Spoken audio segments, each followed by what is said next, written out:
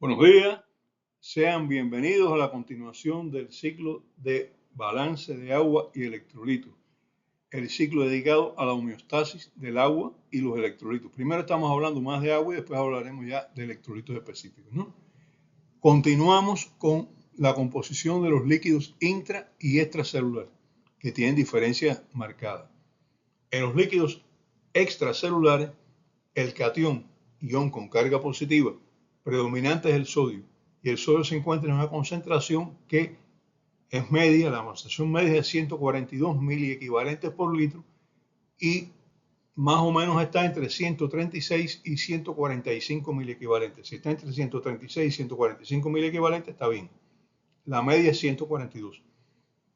Otros cationes como el potasio, el calcio, el magnesio, tienen concentraciones mucho, pero mucho menores. Por ejemplo, el potasio, que es el que le sigue, tiene una concentración de 4 miliequivalentes por litro, de 3 a 5 miliequivalentes por cada litro. O sea, ustedes ven la diferencia es bastante marcada en relación con el sodio. El calcio de 3,5 a 5,5 miliequivalentes por litro y el magnesio de 1,5 a 2,5 miliequivalentes por litro. Los iones de hidrógeno los vamos a mencionar, bueno, porque todos los demás cationes que usted va a tener en sangre son menores a esto, inferiores a 1,5 miliequivalentes por litro, pero vale la pena mencionar a uno, el hidrógeno. El hidrógeno se encuentra en una concentración muy, pero muy baja, 4 por 10 a la menos 5 miliequivalentes por litro, o sea, 0,000004 miliequivalentes por litro. Una concentración muy, pero muy baja, pero crítica. ¿Por qué es una concentración crítica? Porque de la concentración de iones de hidrógeno depende la acidez y variaciones que en otros cationes no tienen importancia. Una variación mínima, prácticamente, de la concentración de hidrógeno en sangre puede producir una acidosis y puede costar la vida. Por eso lo mencionaba, pero no vamos a hablar de hidrógeno en este ciclo. Eso va después para equilibrio ácido-básico.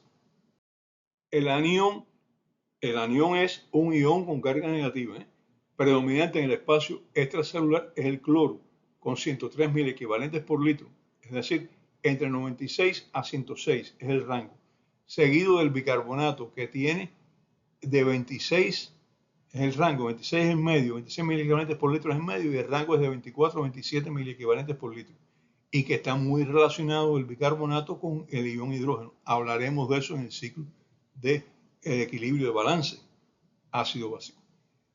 Después tienen las proteínas. Las proteínas tienen entre 6 y 8 gramos por decilitro. Fíjense que aquí no estamos hablando de miliequivalentes ni millimol, estamos hablando de gramos por decilitro porque es como lo da el laboratorio.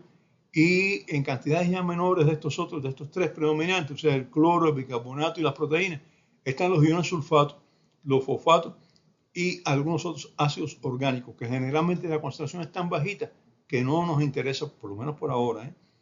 Entre estos ácidos orgánicos está el ácido láctico, el pirúvico, el cítrico y otros que son procedentes del metabolismo de los hidratos de carbono, de los lípidos también, y de algunos otros aminoácidos. O sea, el metabolismo de hidratos de carbono, lípidos, aminoácidos puede producir una serie de ácidos que son orgánicos, como esto que les mencionaba, y que normalmente están en concentraciones muy bajas, pero que si se eleva puede crear problemas bastante serios. Hablaremos en detalle de esto también en el ciclo de equilibrio ácido básico, en la homeostasis de la acidez en plasma y en el cuerpo en general. En condiciones normales, la concentración de cada uno de ellos es menor de 1 miliequivalente por litro, excepto el ácido láctico, que es un poquito superior a los demás. Al ser el sodio y el cloro los iones más abundantes en el espacio extracelular, como ya mencionamos, juegan un papel muy importante en la osmolaridad. La osmolaridad, los componentes principales de la osmolaridad son el sodio y los iones que se unen a él, fundamentalmente el cloro. La ley de la electroneutralidad, que hablamos de ella, establece que la suma de moléculas con carga positiva en el cuerpo o en cualquiera de sus compartimientos debe ser igual a la cantidad de moléculas con carga negativa. Y entonces, ¿para qué? Para neutralizar una con la otra. Y entonces aquí es una vez que se calcula que en cada litro de nuestro cuerpo existen aproximadamente unos 153 milimol de aniones y unos 153 milimol de cationes. La suma de cargas positivas es igual a la suma de cargas negativas. Pero como no podemos calcular todos los cationes, medimos el sodio Entonces calculamos que por los 150 miligramos de sodio, milimol de sodio que tenemos detectado en el laboratorio, va a haber siempre 150 milimoles también de un ion negativo, de un anión que se va a unir a él. Y por eso en la osmolaridad, cuando en la fórmula de osmolaridad decimos sodio por 2. Sodio, que es el catión, por el mismo número de aniones. La concentración de aniones y cationes capaces de difundir a un lado de otro de la membrana es igual a la suma de aniones y cationes al otro lado de la membrana. Esto es una parte también de la ley de la ISO de la equivalencia eléctrica. Quiere decir que no solamente en un compartimiento, sino que a un lado y otro de una membrana, lo importante es si estos cationes e iones pueden transfundir, pueden pasar de un lado a otro de la membrana, tienen que ser iguales a los dos lados de la membrana. No puede ser diferente, porque pueden difundir. Si no pueden difundir por esa membrana libremente, y eso es otra cosa. Y ahí la situación es diferente. La tendencia, ¿cuál es? Mantener igual concentración de cationes y de aniones, tanto en un compartimiento determinado como en cualquier parte de cualquiera de los compartimientos. Pero el funcionamiento celular y la homeostasis exigen que no sea siempre así. Por tanto, hay mecanismos que se utilizan para mantener la concentración de iones y cationes estable en el espacio intracelular y en el espacio extracelular, porque el espacio intracelular no tiene la misma composición que el espacio extracelular, a pesar de todas estas leyes. Pero la membrana de la célula no es una membrana permeable, es una membrana bastante poco permeable como membrana en sí, pero que tiene mecanismos para mantener su composición diferente a la composición extracelular. Un concepto práctico muy importante es el de gap. Gap es brecha. Brecha o separación en inglés y en español se dice, yo prefiero decir brecha, pero ustedes lo van a ver por ahí muchas veces con el término de gap, G-A-P. En osmolaridad significa que diferencia entre la osmolaridad medida, la medimos con un densímetro en el laboratorio, y la osmolaridad calculada por la fórmula que ya conocemos, que es sodio por 2, glucosa en miligramos partido 18 y urea en miligramos partido 6 y dividido por 6. Y hay quien suma al sodio el potasio para darle un mayor valor a la osmolaridad. Sería en este caso 2 que multiplica sodio más potasio más la glucosa en sangre dividida entre 18 más la urea en sangre dividida por 6.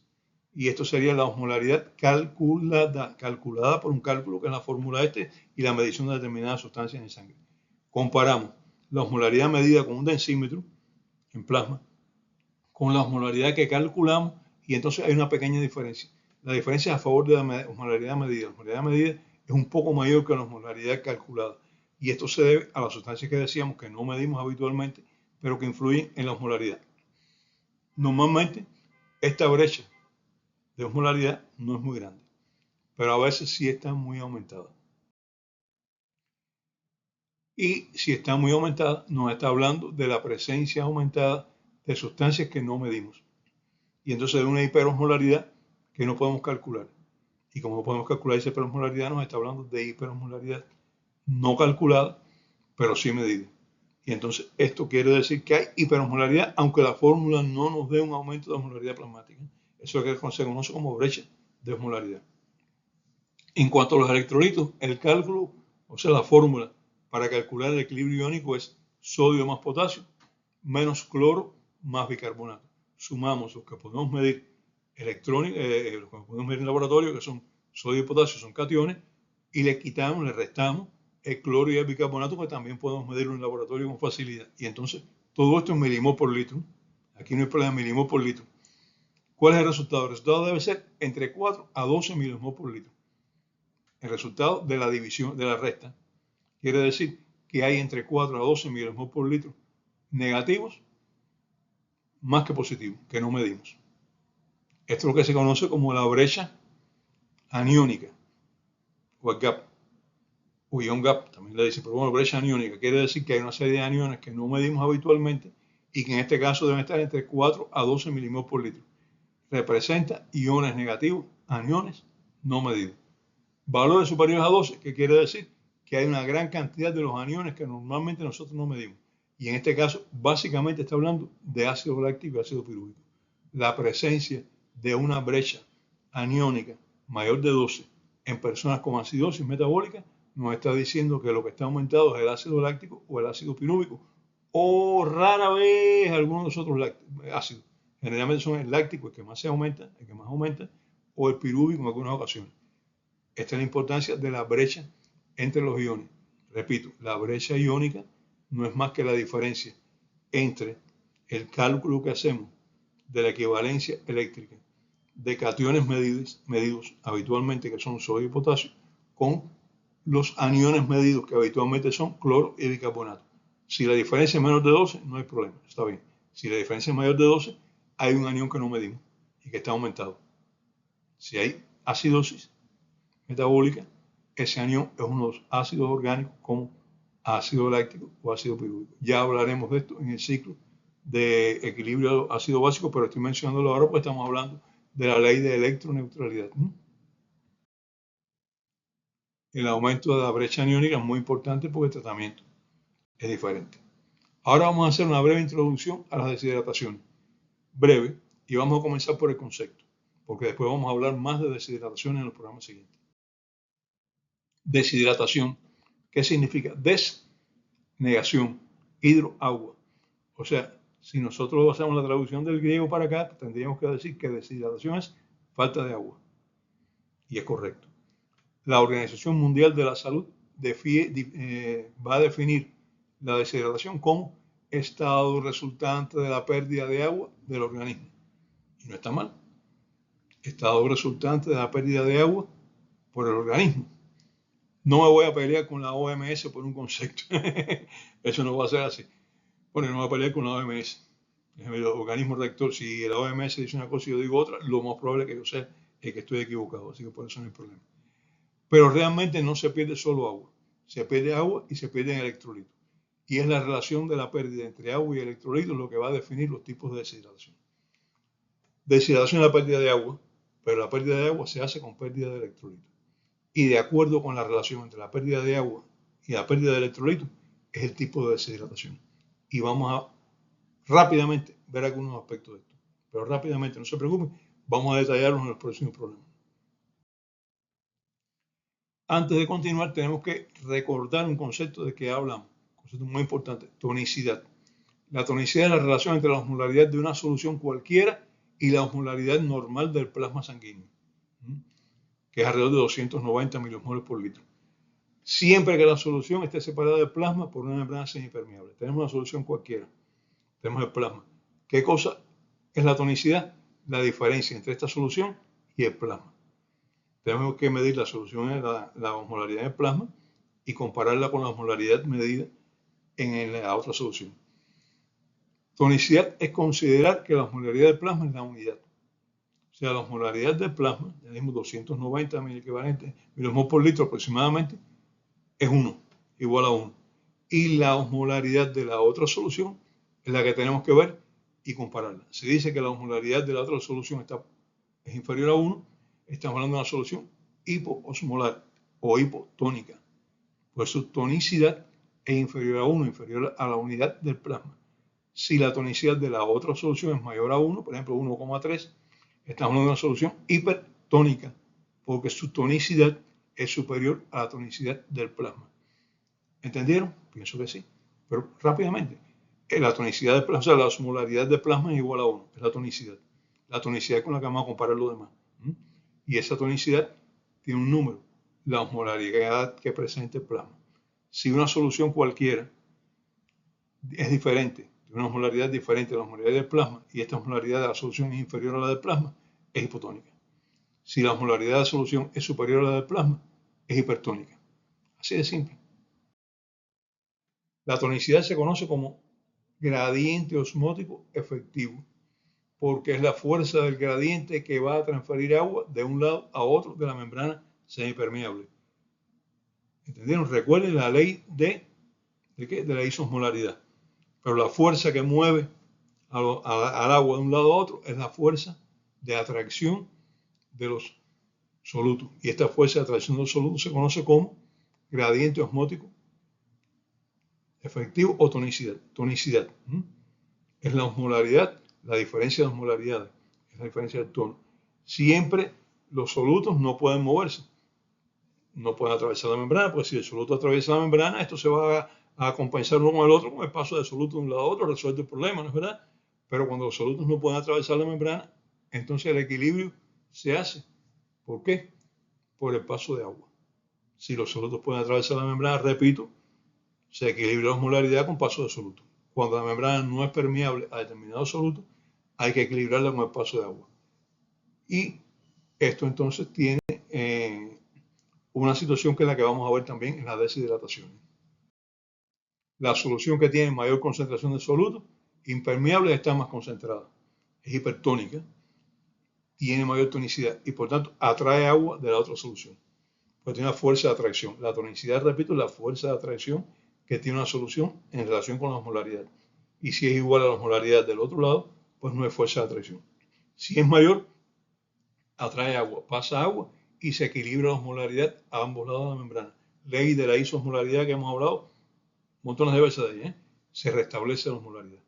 Que es un poquito superior a la osmolaridad del plasma, bueno, puede ser, no voy a decir que no. O sea, se restablecen las dos un poquito pues, diferentes, o sea, o tal vez un poquito por abajo, no sé, pero básicamente se restablece un nivel de osmolaridad a ambos lados de la membrana que es igual. Isoosmolaridad, osmolaridad igual a ambos lados de la membrana. Este gradiente es la fuerza que ejerce la hipertonicidad de una solución con aumento de los solutos. Viaja el agua de la solución isotónica, o sea, con tonicidad normal, hacia el líquido que está hipertónico, a través de una membrana semipermeable, permeable al agua, pero no a los solutos. Se describen tres situaciones diferentes en relación con la tonicidad del plasma en las deshidrataciones. Hay tres situaciones a describir en la deshidratación. Primera, deshidratación isotónica. La tonicidad es igual en el compartimento extracelular que en el intracelular. Y ahora vamos a hablar ya no solo de plasma, sino de compartimento. El compartimento extracelular tiene una tonicidad igual a la intracelular. Entonces, bueno, pues no hay fuerza tónica para hacer pasar el agua de un lado a otro. Se perdieron agua y soluto, pero se perdieron igual para dentro de la célula que para fuera de la célula. No hay movimiento del compartimento extracelular hacia el intracelular ni del intracelular hacia el extracelular. Es deshidratación isotónica con igual tonicidad. Y podríamos decir isosmótica. Pero isosmótica está hablando de concentración de soluto y la tonicidad es la fuerza de atracción. Bien, isotónica, deshidratación isotónica.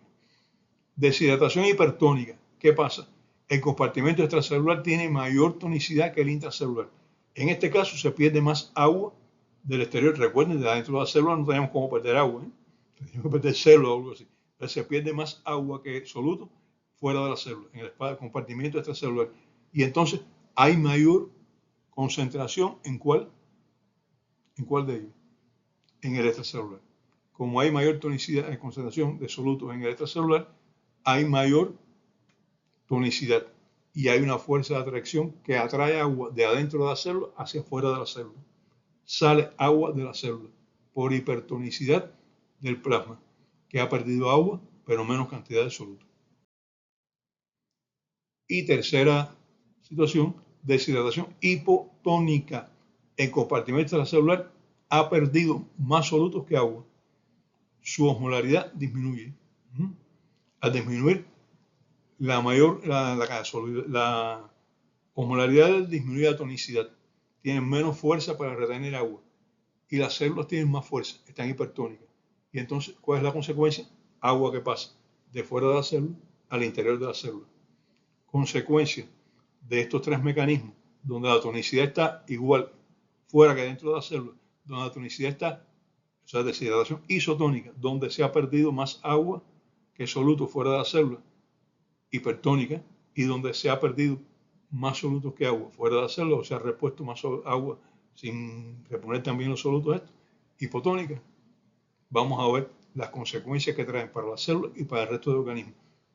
Pero vamos a ver en los programas sucesivos. En el próximo comenzaremos con la deshidratación más frecuente de todas, la isotónica. Hasta el próximo programa. Nos vemos.